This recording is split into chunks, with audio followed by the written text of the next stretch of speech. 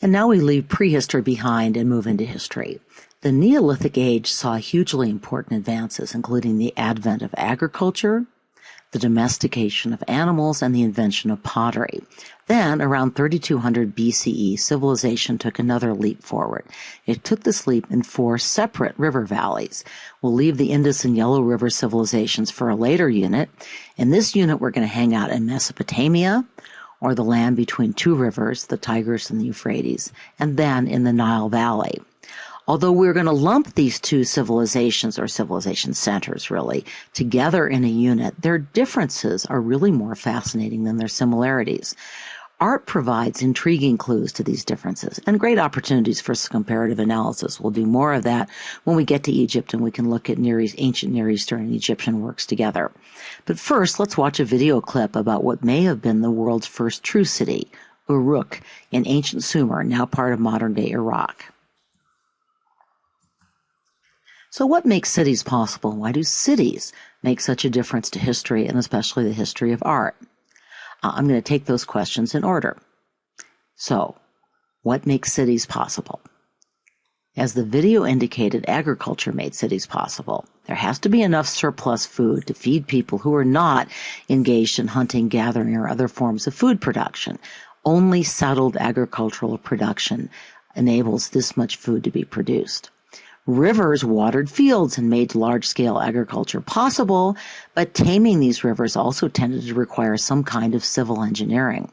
Organizing large-scale communal endeavors, such as major irrigation projects, in turn demanded a level of administrative complexity beyond that was required by early Neolithic settlements. This means that new structures of government power and authority evolved. The leaders, in turn, used art to portray and to strengthen their rule. And supporting these new centralized authorities was organized religion. And that, too, was a powerful impetus for art. There's a real danger that art history is going to become a dizzying parade of images that you try to cram into your already overcrowded hard drive. So what I want to do starting today is to begin helping you organize these works mentally by introducing general themes that we're going to follow throughout the course. In this unit, we're going to focus especially on 3 themes: power and authority, sacred spaces, and artistic conventions that reinforce political authority and power and reinforce religious belief. When we turn to Egypt in a couple of days, we're going to discover a civilization that is dominated by the Nile's extremely dependable cycle.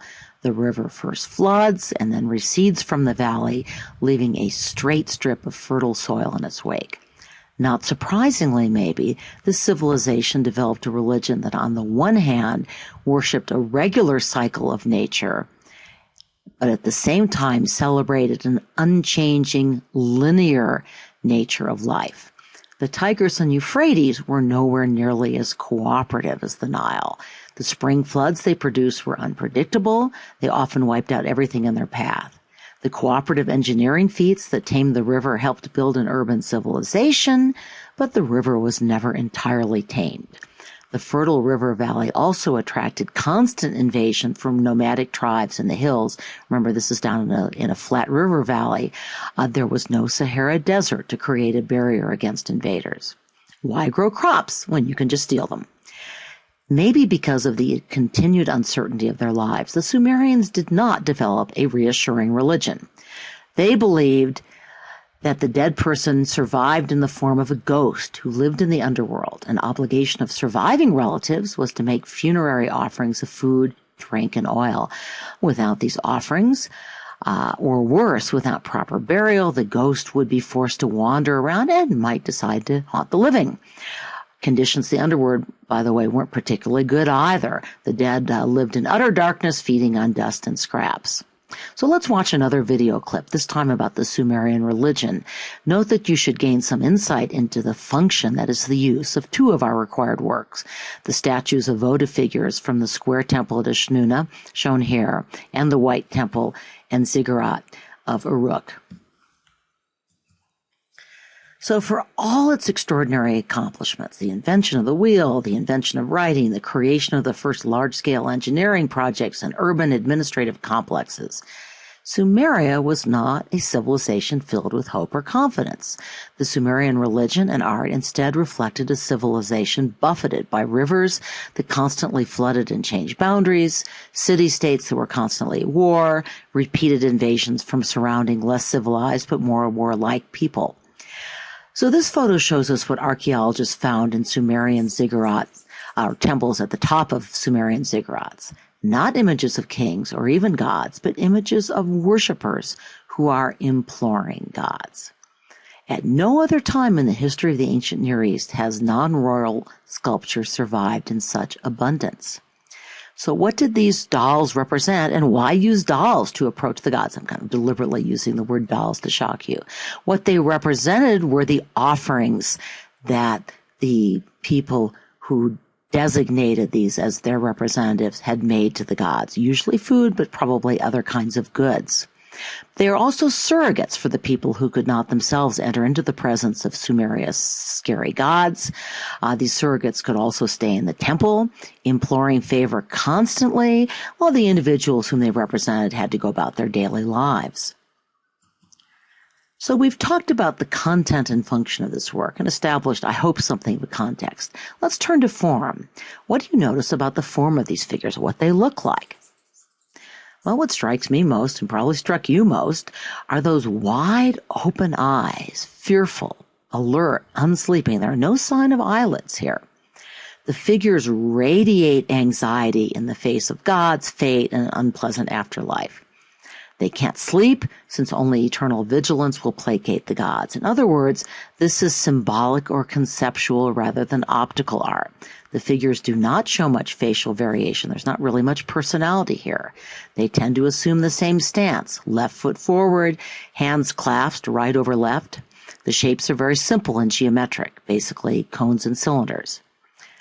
Are the bodies proportional? No, the heads are disproportionately large, reflecting the belief that this is where the soul resides. Are the figures all the same size? Actually, it's hard to tell from the College Board's required image, which is why I included this photo of a grouping of these statues. Here we see that they vary considerably in size, probably reflecting the status and wealth of the petitioners, maybe the size of the offerings. We'll see this term, hierarchy of scale, hieratic, all the time, so start learning it. Art very often portrays the importance with scale. Important figures are bigger, less important figures are smaller. You should recognize this panel from the Palette of Narmer. The pharaoh is larger than the official is larger than the laborers carrying pharaonic symbols. Hierarchy of scale is not limited to Near Eastern art. Here's a Mayan example. Note the relative size of the king. And here's a Christian example from the Middle Ages. Christ in the center is much larger than the surrounding figures. So where were these statues found? They were found mostly in the ruins of temples, and the temple stood at the center of a Sumerian city perched atop a stepped ziggurat. The surrounding countryside, you have to remember, was very flat, so the ziggurat served as a kind of man-made mountain leading to the heavens. Sumerian cosmology described the world as a disk of land which was surrounded by a saltwater ocean and then a freshwater lake. A world mountain formed an axis mundi, M-U-N-D-I, a term for world center or cosmic center, central axis. We'll encounter this again when we get to Buddhism. And this axis mundi joined the three layers. So the temple, the axis mundi of the city, was a meeting place between gods and men. The plan of the temple was rectangular with the corners pointing in cardinal directions, north, south, east, west, to symbolize the four rivers which flow from the mountains to the four world regions. But this orientation also let the temple roof serve as an observatory for charting the heavens and using the information to maintain a calendar. We've already seen astronomical orientation at Stonehenge. We will continue to see it, for example, in the pyramids. A ziggurat had a core of mud brick and then an exterior of baked mud brick. It had no internal chamber, so there wasn't anything inside this mountain. It was just mud, and it was usually square or rectangular. There was an exterior triple stairway or a spiral ramp that led to the top of the ziggurat where a temple was located. So why build a temple from mud brick instead of stone? Actually, the answer to that one is pretty straightforward. Mesopotamia did not have much stone. The Egyptian architecture that we'll study in a few days has survived much better than Mesopotamian ziggurats because mud washes away. Placing the temple on a man-made mountain also made practical sense. Why? Well, remember those raging rivers? The ziggurat was a high place on which the priests could escape rising water that annually inundated the lowlands and sometimes flooded for hundreds of miles. The ziggurats were also easy to defend. Since the shrine was accessible only by way of the 3 stairways, a small number of guards could prevent non-priests from spying on the rituals at the shrine or, of course, invading the ziggurat.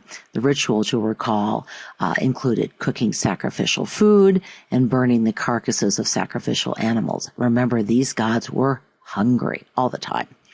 Each ziggurat was part of a temple complex that included a courtyard, storage rooms, bathrooms, living quarters around which the city was built. So what political point does the ziggurat make? Well, this religious and administrative mountain signaled that the gods ruled the city and the rulers had the ear of the gods, that they climbed to the top and were in communication with the gods. Note that the separation of church and state is non-existent in this and most of the societies we're going to study until we get to much more recent times. So this is probably the most famous ziggurat. Its remains were excavated in the 1920s and 30s by Sir Leonard Woolley. Saddam Hussein, the dictator of Iraq, partly reconstructed the ziggurat in the 1980s as a monument to the glory of his regime, which of course the United States Army toppled. Note that the temple staircases follow a bent axis plan. The doors of the long axis were the entry point for the gods. They weren't used by people. The doors of the shorter axis were the entry point for man. So anyone entering would have to make several turns. I looked, and I really didn't find a truly satisfactory explanation for this feature, which is one of the differences between Mesopotamian and Egyptian temples. Egyptian architecture tends to be very linear. But maybe it reflects the uncertainty of the Mesopotamian religion. The gods were approached fearfully and indirectly. As we'll see, the pharaoh had much more secure and direct access to the gods. Indeed, he was a god, or on his way to becoming an even greater god. This I thought was interesting. It's a photo of the original excavation of the ziggurat at Ur. So I've been talking specifically about the ziggurat and its relationship to Sumerian culture. Let's zoom out for a moment and think about the second theme for this unit and a hugely important theme for the course, which is the way sacred spaces both reflect and reinforce the religious beliefs of a culture. We're going to be looking at a lot of religious buildings in this course, and for that matter, a lot of religions. But whatever the religion, sacred spaces tend to have certain elements in common. It's good to keep these in mind when you're writing about a sacred space. Many, though not all, allow for only exclusive access, sometimes by priests, sometimes by the king, sometimes by both. For example, many mosques had special areas set apart for the leaders. In Catholic churches, only the priest could approach the altar in the apse. While some traditions, such as some forms of Protestantism, reject the decoration of churches, most religions embellish and fill their sacred spaces with art and precious materials. Sacred spaces are almost always the location of specific rituals and ceremonies. And finally, sacred spaces are often located in places with a special history, the location of a miracle, for example, or in this case, the center of the city. So we see all these features in a Mesopotamian ziggurat and temple. Again, I'm showing you the ziggurat of Ur, which is not a required work, but it gives a better sense of how the White Temple and similar structures would actually have looked. So we see the small cella or house of the gods, only space for a few priests, and of course the statue that was the cult statue of the god. This was quite literally the house of the god. We will see this again in Egyptian temples. We will see this again in Greek temples. The votive statues were found in waiting rooms outside the cella. Only the priests could enter the cella. Again, we see exclusivity. It's harder to see the material wealth and decorative features from the ruins, although it would have been a great deal of work to build such a huge mountain out of mud brick. But we know from archaeological finds that the original ziggurats and temples were covered with colorful glazed brick and decorative tiles. And of course, they were filled with all the offerings to the gods. We saw some of the ceremonies on the videos. Of course, this is archaeological guesses and some guesses based on writing. By the way, the temples were not only used as special feeding places for the gods, they were also feeding places for the people. They were used for food storage and public administration. So in times of famine, the political authorities could dole out food. And of course, this further reinforced their authority and further associated them with the gods. Finally, the Ziggurat temple, as I just said, stood at the center of the city, yet reached toward the heavens. Again, this location reinforced the link between political and spiritual authority. So after that brief digression into sacred spaces, a theme to which we will return often, I want to look at more elements of power and political authority in the ancient Near East, in Mesopotamia. So Mesopotamia was rich in soil and water and agricultural produce, but not metals, stone, or other valuable goods. To acquire these goods, the Mesopotamians, the Sumerians, needed to engage in trade. And this seems to have been the context in which the reason why writing developed. On the left, you see an example of an early cuneiform text. It's made by pressing a stylus, kind of writing instrument, into clay tablets, which then dried. Most of the cuneiform texts we have are actually legal or financial documents that record transaction. They're secured with seals that identified who was conducting the transaction. The cylinder seals on the right are not required works, but they do offer an example of the difference between sunken relief, or intaglio, and bas-relief, or a slightly raised surface. You're going to be reading about that. Cylinder seals were carved in sunken relief and then rolled over wet clay to create a bas-relief imprint. The third required work in this unit offers strong evidence of the Sumerians' dependence on trade. Note that the precious materials used to make the standard of Ur come from far beyond Sumer. Well, I know it must seem as if I assign every Khan Academy video, but actually we saved this one for showing in class, partly because it includes such a good review of Mesopotamian culture, and mostly because I wanted you all to be sure to see the close-ups of this work. So let's watch and then discuss. Now that you've watched the video, what was the function of this work? That's a trick question. We don't know. We know it probably wasn't a military standard, which was Woolley's guess. Maybe it was a sound box for music. Maybe it was a box to hold treasures. We just don't know. We do know it was found in an elaborate burial site. It was an object of great significance. It used precious and scarce materials that had to be brought from far distances. So another reality of Sumerian life was, as I've already mentioned, I need to go on to the war side, constant warfare between Sumerian city-states and war against invaders from the hills. By the way, this work offers evidence of a very important technological innovation that transformed warfare. Any guesses? Chariots, which enabled fighters to move faster and to fire from a platform. It was really like the tank transformed warfare during World War II. So let's finish the Khan Academy video. The third theme I want to discuss briefly today, one that we've already explored, is the way cultures adopt certain stylistic conventions to convey a message about power and authority, a message about religious beliefs, or to tell a story more efficiently. The hierarchy of scale is obvious. The king is larger than the guests at the banquet. His head, as the video pointed out, is actually breaking out of the frame, and the guests are larger than the servants. We talked about the problem of narrative when we looked at works depicting Judith and Holofernes. Storytelling that glorified the rulers and honored the gods was central to this culture, and the standard of Ur displays some of the stylistic techniques used to make a narrative clear to the viewer. The artist employed continuous narrative. He chose not to portray either the battle or the possibly post-battle celebratory banquet with just one image. Instead, we see a series of images, possibly, though not definitely, in chronological order. And to separate the events and the social classes both, the artist employs registers or bands of narrative. We still use registers to tell stories, right? As the Khan Academy video noted, we also see a stylistic convention for portraying people. The faces are in profile, yet they have a frontal, front-facing eye.